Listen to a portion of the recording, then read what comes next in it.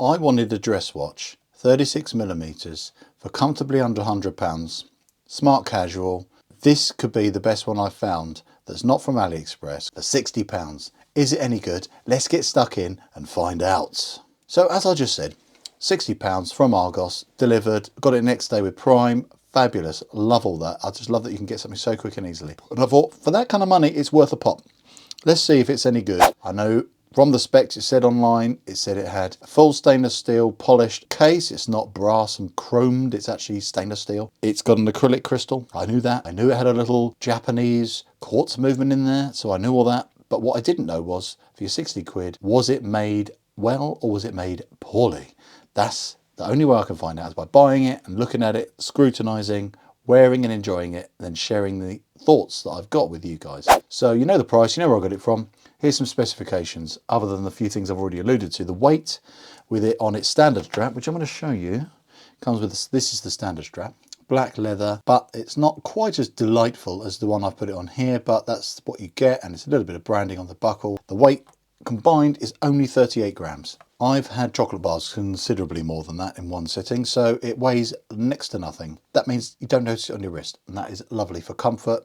Very practical for everyday sort of watch. You're not going to worry about it too much. The case is 36mm from here to here. There's not much bezel to speak of, so it wears bigger because of that huge dial. It's over 30mm, so it's bigger than a dive watch. Most watches you buy on the street that are divers have smaller dials than this, so this has aesthetically a better look, a bit more presence on the wrist. Crown is a dinky little 4.4 push-pull, so this is only splash-proof, this watch. 30 meters it says. I wouldn't trust it with much less than that. The length is 44.2, so it wears very compactly. The height, including this acrylic crystal, is still only 9.4, so it's very slim. The lugs for your strap changes here is only 18mm, and I've said before, this is acrylic. It's got a Japanese quartz in there. I don't know which one. I'm not popping the back off. I can't be bothered.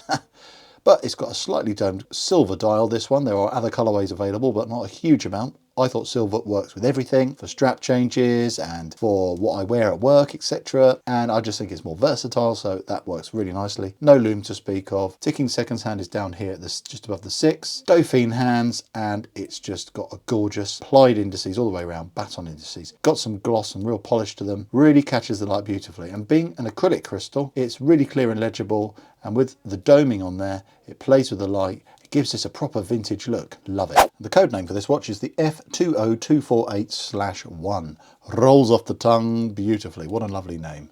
But I call it the Festina Extra. These watches are rarely reviewed on YouTube. They are apparently very popular watches in other countries. I think Spain, I'm hearing, is actually a very popular place for these watches. It's got this Swiss image, but it's been bought by a big conglomerate, big company. Plays on the sort of Festina branding. It's got a bit of history there, but it's one of those things where they bought the name and then they sell vast amounts of extremely affordable, classically styled watches for your average Joe. And as I am an average Joe, or I'm an average Dan, if you will, this watch is right up my street because I don't always want to spend a huge amount of money, and it's just a lovely little thing to add to the collection. Let's run some more details with you because I'm going to show it to you on wrist, and there's going to be lots of lovely indoor-outdoor shots as we go. I wanted to show you this on wrist early on because a lot of people go, well, is a 36mm watch going to work on my man-size wrist? Look how big this watch looks. I have a 7¼ inch wrist, entirely average, not big, not small. It works really nice. It doesn't look too short, it doesn't look too tiny, it doesn't look like a toy watch. Just shows you when you've got a large dial and quite long, skinny little lugs, that aesthetically makes this look like a bigger watch than it actually is. It wears perfectly. I think this is a sweet spot for this style of watch. I love wearing this. It's so light and comfortable. I've made it better by putting on one of these straps. I used to sell these, but I don't have my business anymore. I've wound it down.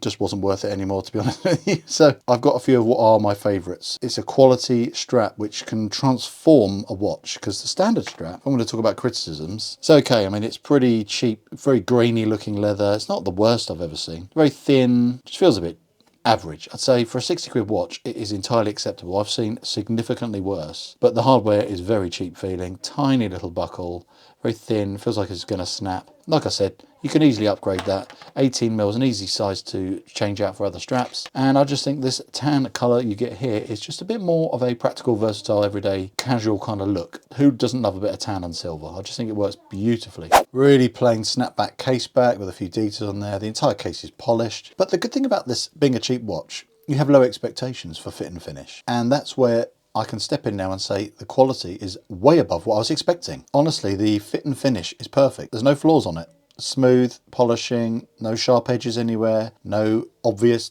flaws in the manufacturing. Dial is really neat. There's no fluff under the dial, no scratches, no smudges on anywhere like the hands or the indices, which is something you can see. Really nice high polish everywhere. Dauphine hands are so crisp. There's no snotty edges on them like you can get again on cheap watches. It feels like a really nicely made watch. There's no cheap feeling to it. You know, I know it's got a basic specification. We can afford to let that slide as it's a very affordable watch. But you're getting something which makes up for those downfalls in spec by being really well made. And I love acrylic crystal. Any scratches, polish out easily, but the look and feel of it is absolutely gorgeous. You just can't get that look with sapphire because sapphire is so glossy. Yes, it's scratch resistant. You need AR coating, very shiny. This has a totally different feel to it. Very clear. You've got a lovely little bit of distortion around the edges. Doesn't affect the legibility at all. This is a perfect daytime wear, office casual watch with that vintage vibe, vintage look for so little money. It's just a no-brainer for 60 quid. Thinking about getting something like this for your collection or just something you just really can just knock about, not worry about. Something can look classy at work or even dress it even more with a nicer strap, a crocodile strap.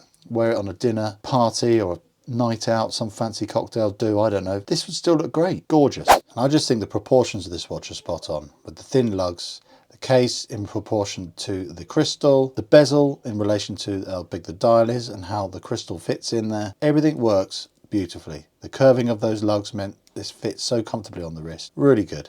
I'm happy I bought this and I would suggest that you do too.